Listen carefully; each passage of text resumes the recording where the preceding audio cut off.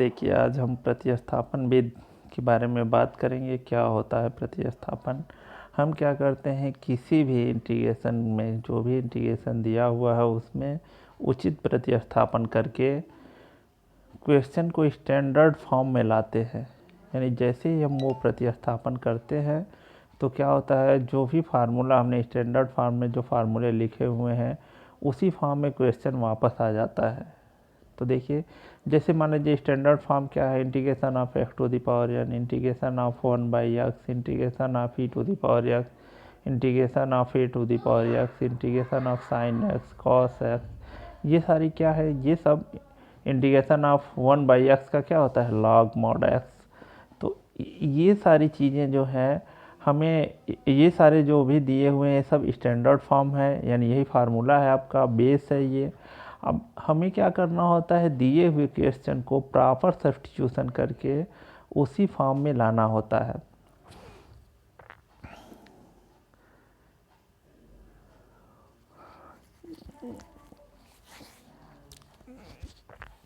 तो देखिए, इस टाइप के जो भी इंटीग्रेशन होंगे उसमें हम फर्स्ट टाइप को पढ़ते हैं। पहला टाइप है आपका, जब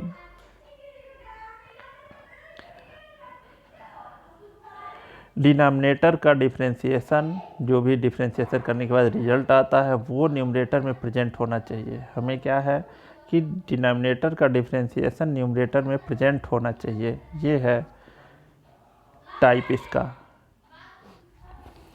यानी अब हम क्वेश्चन के बारे में बात करेंगे कि क्वेश्चन कैसे सॉल्व करना है। जब भी डिनोमिनेटर का आप डिफ्रेंशिएशन करिए और वो न्यूमरेटर में प्रेजेंट हो तो ऐसे क्वेश्चन में हम क्या करते हैं, पूरे डिनोमिनेटर को टी मान लेते हैं।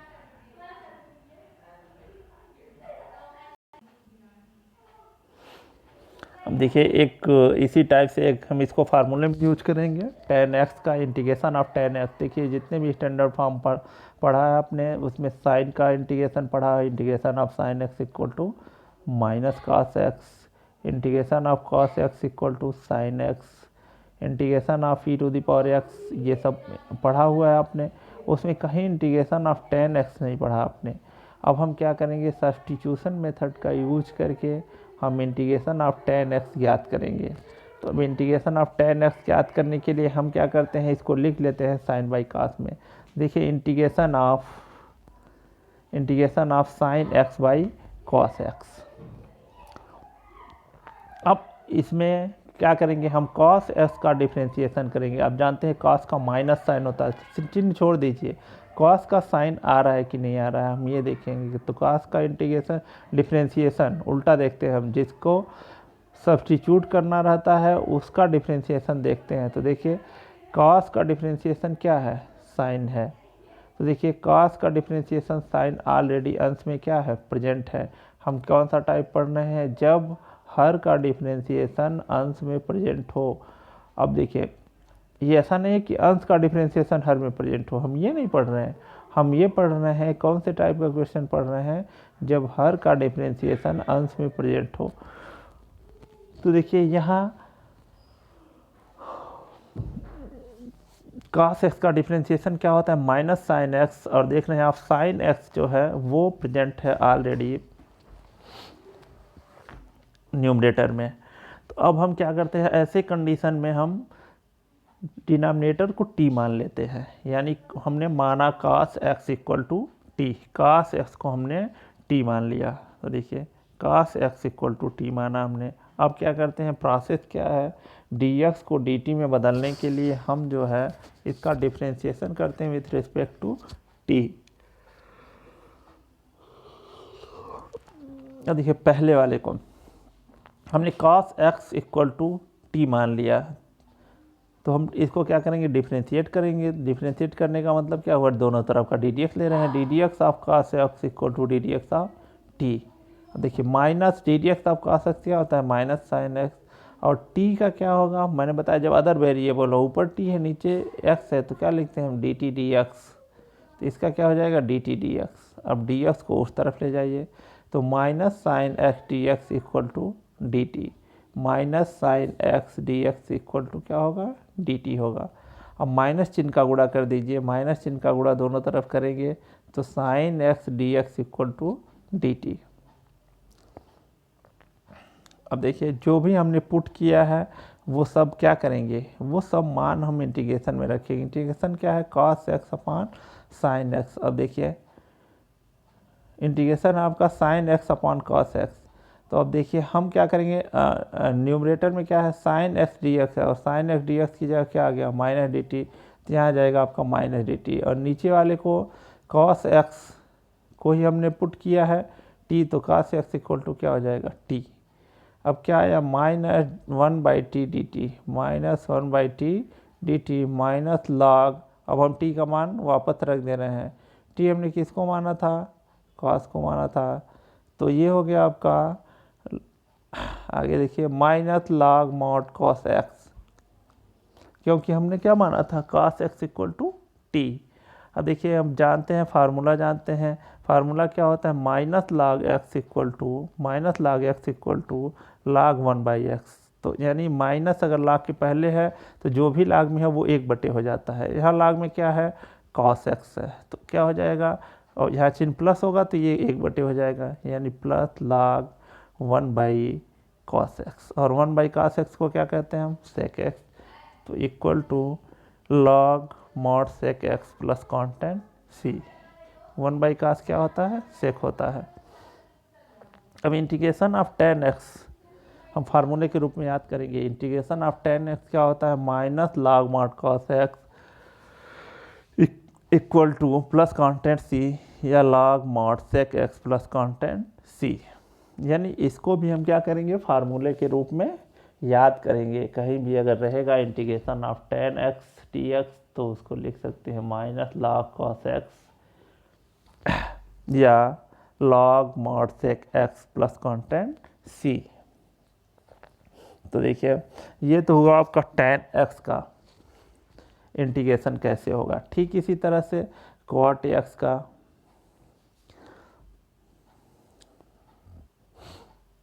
इंटीग्रेशन ऑफ cot x। अब इंटीग्रेशन ऑफ cot x को हमें क्या करना है, इसका इंटीग्रेशन ज्ञात करना है, तो cot को किस में लिख लिया जाए cos और sin में। तो इंटीग्रेशन ऑफ cot x equal to cos x बटे sin x।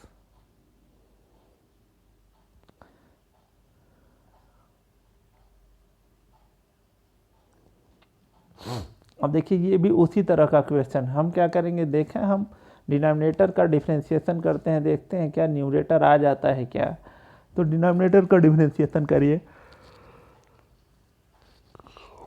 डिनोमिनेटर में क्या है साइन एक्स है, तो sine x equal to sine x का डिफरेंशिएशन अगर देखेंगे तो साइन एक्स का क्या होता है कॉस एक्स है, यानी साइन एक्स का डिफरेंशिएशन यानी हर का डिफरेंशिएशन अंश में प्रेजेंट है, क्वेश्चन में दिया हुआ है। ऐसे कंडीशन में हम क्या करते हैं पूरे हर को टी मान लेते हैं। तो हमने मान लिया कि sine x equal to t, यानी साइन एक्स को हमने क्या मान लिया टी मान लिया। अब टी के सापेक्ष हम इसका क्या करेंगे एक्स के सापेक्ष इसका क्या करेंगे अवकलन करेंगे। देखिए d d x of sine x और उधर जो है टी है तो d d x of T. अब साइन एक्स का डी डी एक्स क्या होगा कॉस एक्स होगा, और टी का आप जानते हैं वेरिएबल अदर हो तो क्या करते हैं D t d x, d x को इधर लाइए तो कॉस एक्स टी एक्स बराबर डी टी। अब देखिए वहाँ इंटीग्रेशन में क्या है cos x upon sine x d x, ये है इंटीग्रेशन हमारे पास। तो हम क्या करेंगे यहाँ पे सब मान रखेंगे। देखिए cos x डी एक्स की जगह क्या है डी टी और साइन x की जगह क्या है t। तो अब एक काम करेंगे साइन x की जगह t रख देते हैं और cos x डी एक्स की जगह डी टी। तो देखिए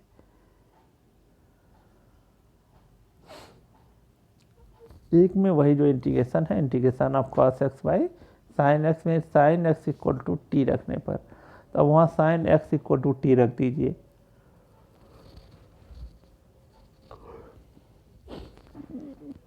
sign x equal to t रख देंगे हम, तो साइन एक्स की जगह क्या रख दिया हमने टी और cos x डी एक्स की जगह क्या रख दिया डी टी। अब यहाँ पे क्या हो जाएगा हुआ इंटीग्रेशन ऑफ 1/t dt, तो 1/t को हम क्या लिख सकते हैं, 1/t को log mod t plus constant c। अब ये t का मान वापस रख दीजिए, तो log mod sin x plus constant c। ये क्या किया हमने, t का मान रख दिया। तो देखिए इंटीग्रेशन ऑफ cot x क्या होता है, minus log mod sin x plus c, integration ऑफ cot x। अब इसको भी हम फार्मूले के रूप में यूज करेंगे, कहीं भी आएगा इंटीग्रेशन ऑफ cot x तो उसका इंटीग्रेशन क्या लिखेंगे, लिखेंगे log mod sin x plus constant c। इससे आगे नहीं बना था क्वेश्चन, यहाँ तक जो है हम आपको 2 फार्मूले और बढ़ा दिए। पहले जो फार्मूले बताए थे हमने, 2 sin a cos b, 2 cos a sin b, 2 cos a cos b, 2 sin a sin b। हमने और बताया था cos cube x equal to क्या होता है, 3 cos x plus cos cube x, cos 2 sin 3a भी देखिए, sin 3a भी हमने बताया था, sin 3a इक्वल टू क्या होता है, 3 sin a minus 4 sin cube a। ये होता है आपका 3 sin, ये बताया था हमने। sin 2a का फार्मूला बताया था 2 sin a cos a। cos 2x का बताया था हमने कि cos square x minus sine square x, 2 cos square x minus 1 minus 2 sine square x। तो ये सारी चीज़ें सब फार्मूले हमने बताया है, उनको एक बार देख लीजिएगा। और अब यहाँ हम यूज करेंगे क्वेश्चन में इसको।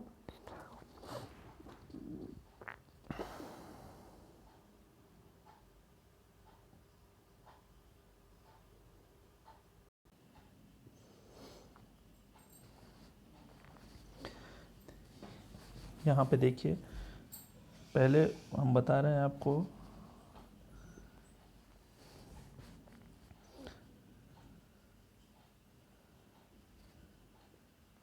जितने भी स्टैंडर्ड फॉर्म के फार्मूले हैं उसमें प्रतिस्थापन करके ज्ञात करना। एक फार्मूला आपको यहाँ से हम बता दे रहे हैं, सीधे सीधे हम इसका उपयोग करेंगे। ये है, जैसे एक क्वेश्चन देखिए, इंटीग्रेशन ऑफ 3x प्लस 5 पूरे पे पावर 7 dx। तो अब ऐसे कंडीशन में ब्रैकेट में जो कुछ भी है उसको हम क्या करते हैं, t मान लेते हैं।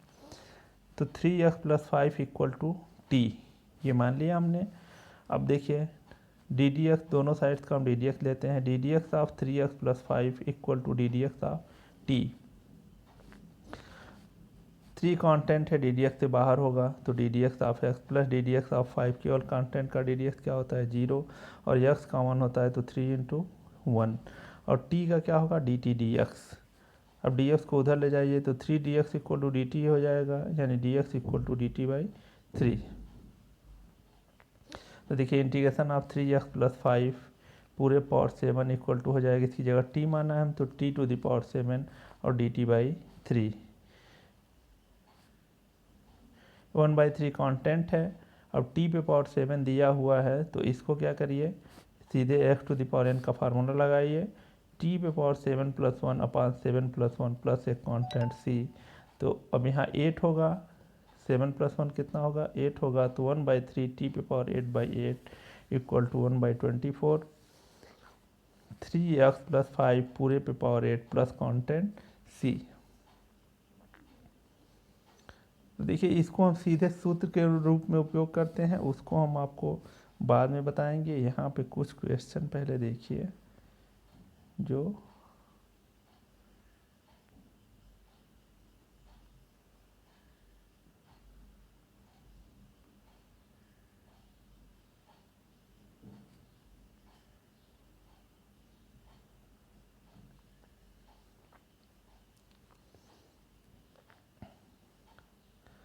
जो फार्मूला कल हमने बताया था उस पर कुछ क्वेश्चन देख लीजिए, फिर हम उसकी बात करेंगे।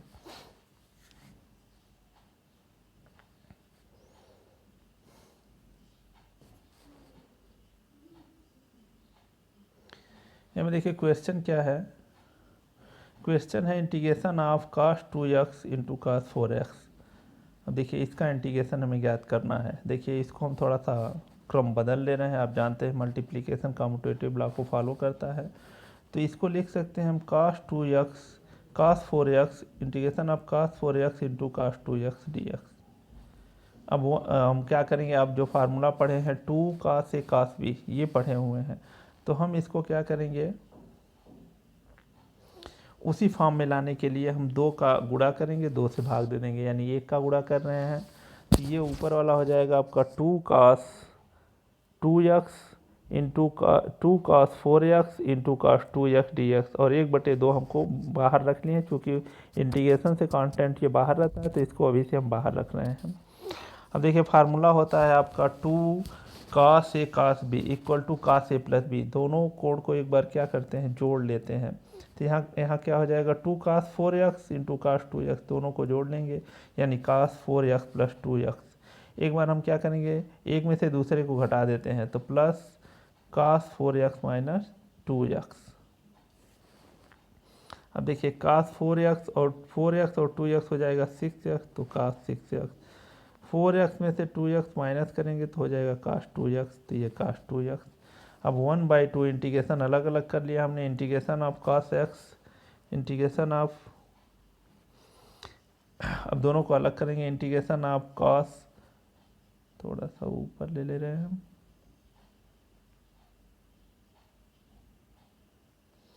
देखिए अलग अलग किया हमने, integration of cos 6x integration of cos 2x।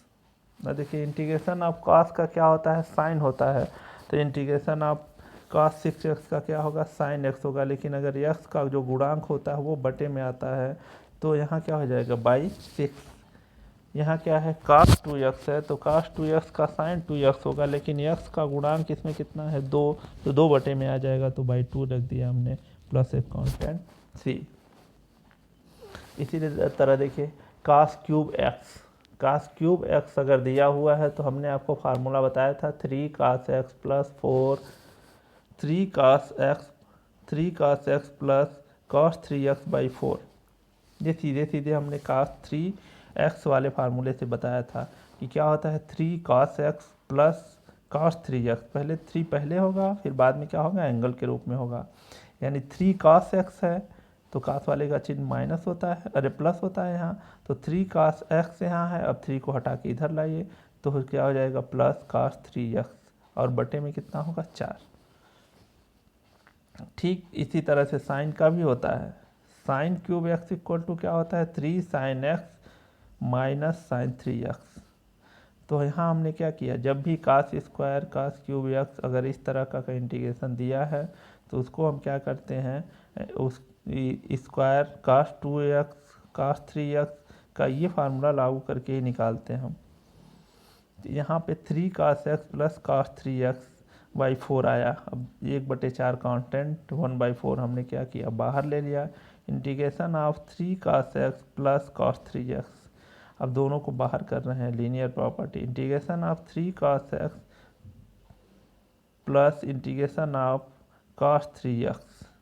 अब देखिए cos x का क्या होता है साइन x, 3 आप जानते हैं इंटीग्रेशन से बाहर रहेगा तो बाहर रहा, cos x का इंटीग्रेशन ऑफ, यहाँ देख लीजिए अलग अलग कर लिया हमने कि integration of 3 cos x dx plus integration of cos 3x dx।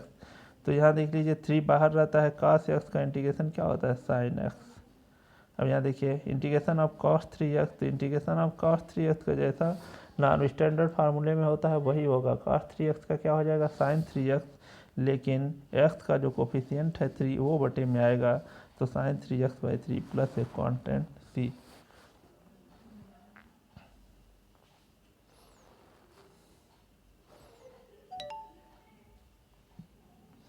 यहाँ पे देखिए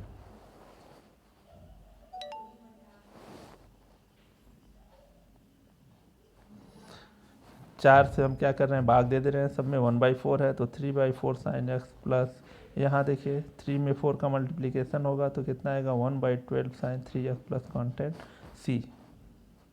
तो इस तरह से हमने क्या किया कि cos क्यूब x का इंटीग्रेशन निकाला। कैसे निकालते हैं, ये 2 क्वेश्चन थे जो ट्रिग्नोमेट्रिक फंक्शन हमने बताया था उस पे।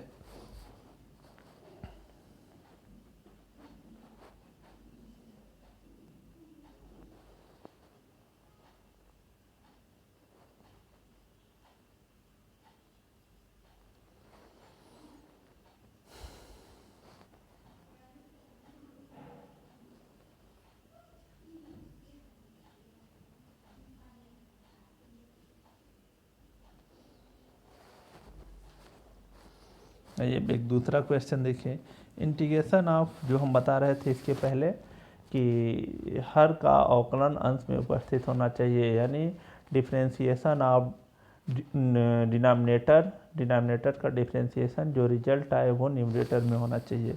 उसी तरह के क्वेश्चन की बात कर रहे थे हम। cos x minus sine x, अब देखिए cos x minus sine x upon cos x plus sine x, ये दिया हुआ है। अब हमें क्या करना है, इसका इंटीग्रेशन करना है। अब देखिए ये उसी टाइप का क्वेश्चन है, cos x का डिफ्रेंशिएशन साइन एक्स, और साइन एक्स का क्या होता है, साइन एक्स का cos x का डिफ्रेंशिएशन माइनस साइन एक्स, और साइन एक्स का डिफ्रेंशिएशन cos x। अब हमें क्या करना है कि ये जब इस तरह का कंडीशन होता है तो हम हर को क्या करते हैं, t मान लेते हैं। जब भी हर का डिफ्रेंशिएशन प्रेजेंट हो, अंश में क्या हो, प्रेजेंट हो, तो ऐसे कंडीशन में हम उसको t मान लेते हैं। तो मान लीजिए हम क्या करेंगे, cos x plus sine x equal to t मान लेंगे। मान लिया हमने cos x plus sine x equal to t. अब यहाँ इसका क्या करते हैं, डिफ्रेंशिएशन करते हैं। तो यहाँ देखिए cos x का डिफ्रेंशिएशन माइनस साइन एक्स, और साइन एक्स का डिफ्रेंशिएशन क्या होता है, cos x, और इधर आपका dx t का हो जाएगा dt dx। अब यहाँ क्या आया, cos x minus sine x dx equal to dt। अब जहाँ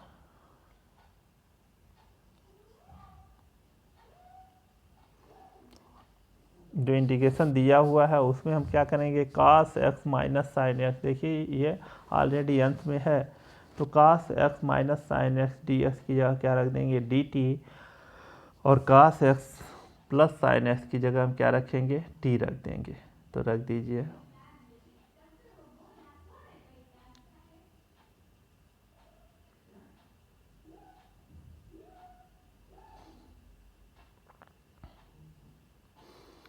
तो ये इंटीग्रेशन क्या हो जाएगा, इंटीग्रेशन हो जाएगा dt बाई टी, क्योंकि हमने क्या किया, cos x plus sine x की जगह t माना था हमने, और उसको फिर डिफ्रेंशिएट किए तो रिजल्ट क्या आया, हमारा रिजल्ट आ गया cos x minus sine x d x equal to d t.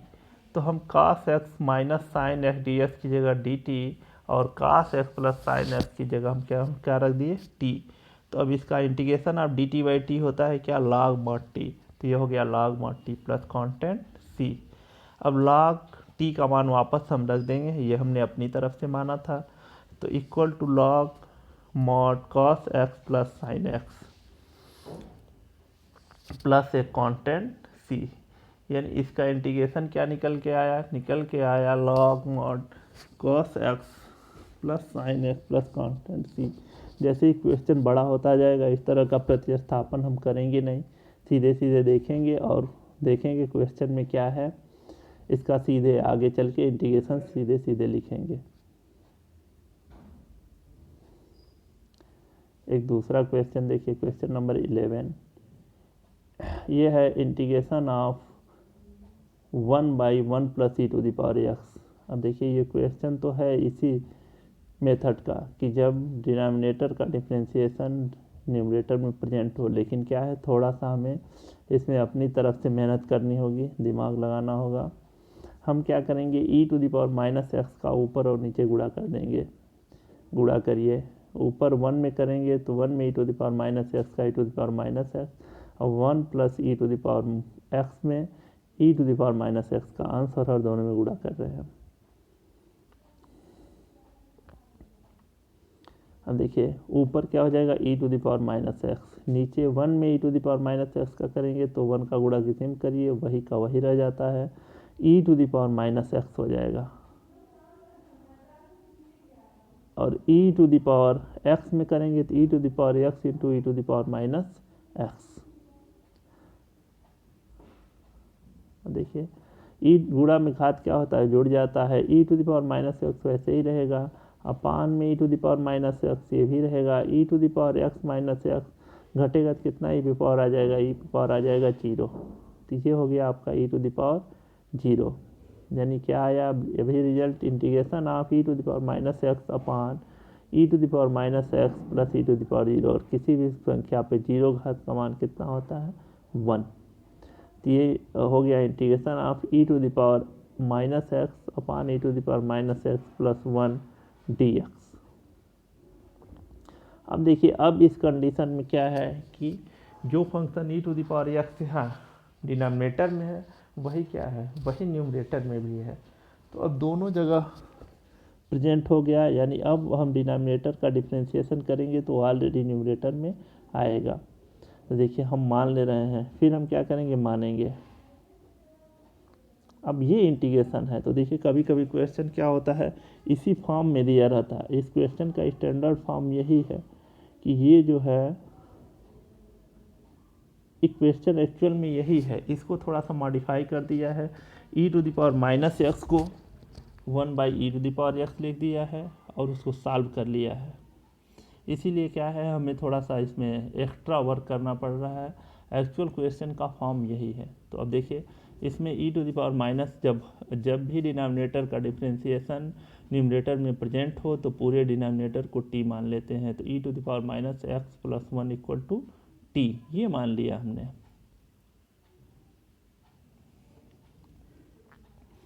अब देखिए, e to the power minus x plus 1 को हमने टी मान लिया। उसके बाद क्या करते हैं, जैसे ही मानते हैं उसी तरह तुरंत हम डी एक्स को डी टी में बदलने का प्रयास करते हैं। उसके लिए जो माना है उसको डिफ्रेंशिएट करते हैं विथ रिस्पेक्ट टू एक्स। तब e to the power minus x plus 1 को हमने डिफ्रेंशिएट किया विथ रिस्पेक्ट टू एक्स। तो यहाँ देखिए d d x of e to the power minus x plus 1, और उधर क्या है, उधर आपका हो गया टी का D d x of T. D d x of T आप जानते हैं डी टी डी एक्स होता है, तो यहाँ पे डी टी डी एक्स हो गया। और e to the power minus x का e to the power minus x, और फिर माइनस एक्स का करते हैं तो -1 प्लस 1 कॉन्स्टेंट है उसका 0। अब देखिए इधर क्या बचा, minus e to the power minus x d x को उस तरफ लेगा इक्वल टू डी टी, या e to the power minus x d x equal to minus d t. Minus चिन्ह का हमने दोनों तरफ क्या किया, गुणा कर दिया। अब क्या आया, e to the power minus x d x equal to minus d t, तो इसकी जगह हम क्या रख देंगे, माइनस डी टी। और यहाँ e to the power minus x plus 1, इसको हमने क्या माना था, इसको हमने टी माना था, ये इक्वल टू टी हो गया। अब देखिए माइनस चिन्ह आप जानते हैं इंटीग्रेशन से बाहर रहेगा, ये इंटीग्रेशन से बाहर आ गया। अब क्या है, integration of d t by T ये बचा। तो इंटीग्रेशन of d t by T या इंटीग्रेशन ऑफ 1/t dt, ये क्या होता है, माइनस तो माइनस वैसा ही है, ये हो जाता है माइनस पहले से ही है। Integration of d t by t log mod t, तो ये log mod t plus constant c, जैसे इंटीग्रेशन हटेगा एक कांस्टेंट सी आ जाएगा, तो ये आपका माइनस लॉग मॉड टी। अब यहाँ पे देखिए एक फार्मूला देखिए क्या होता है, minus log x equal to होता है log 1/x, यानी कहीं माइनस लॉग लिखा हुआ है तो उसको चाहे तो हम 1/, करके लिख सकते हैं। तो यहाँ पे देखिए माइनस लॉग मॉड टी लिखा है, तो इसको हम क्या लिख लेंगे, log mod 1/t plus constant c. अब देखिए टी का मान रख दीजिए, टी का मान कितना है, e to the power minus x plus 1, t का मान रख देंगे, ये e to the power minus x plus 1,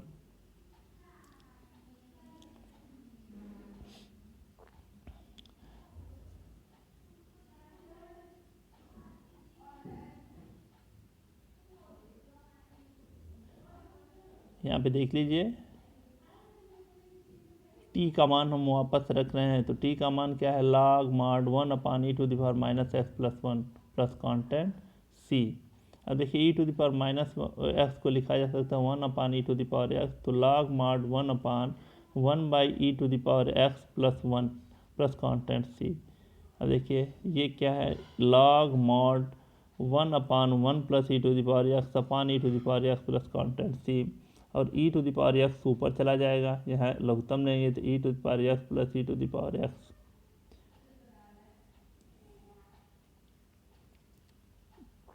यहाँ पे e to the power x ऊपर चला जाएगा, यहाँ 1, इसको 1/1 लिख सकते हैं, और ये 1 plus e to the power x upon e to the power x ये है, तो e to the power x ऊपर चला जाएगा, तो e to the power x upon 1 plus e to the power x plus constant c. तो इस तरह से आपने देखा कि इसका इंटीग्रेशन क्या होगा जब क्वेश्चन में e to the power x दिया है और e to the power x दोनों तरफ होता है, एक साइड नहीं होता। अगर मान लीजिए ऊपर भी है नीचे भी है तब हमें दिक्कत नहीं होती, लेकिन अगर केवल नीचे है तो हमें क्या है ऊपर और नीचे गुणा करना पड़ता है e to the power -x से। तो वो क्वेश्चन उसी फॉर्म में फिर वापस आ जाएगा। ऐसा फॉर्म जब आपका डिनोमिनेटर का डिफरेंशिएशन न्यूमरेटर में प्रेजेंट हो,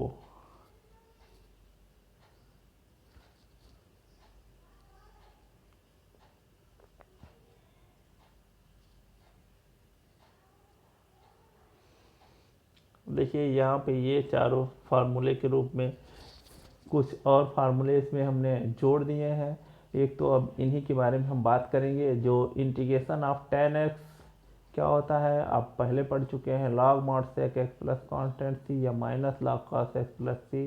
इंटीग्रेशन ऑफ cot x क्या होता है, log mod sin x plus constant c।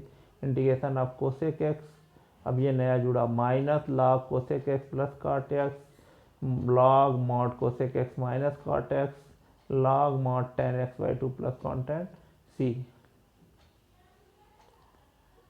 इसी तरह integration of cosec x log cosec x plus cot x plus c, log mod cosec x minus cot x plus c, log mod tan x by 2 plus constant c। और यहाँ पे integration of sec x log mod sec x plus tan x plus c, log mod tan pi by 4 plus x by 2 plus constant c। अब इन फार्मूलों का हम use ज़्यादा करेंगे। फिर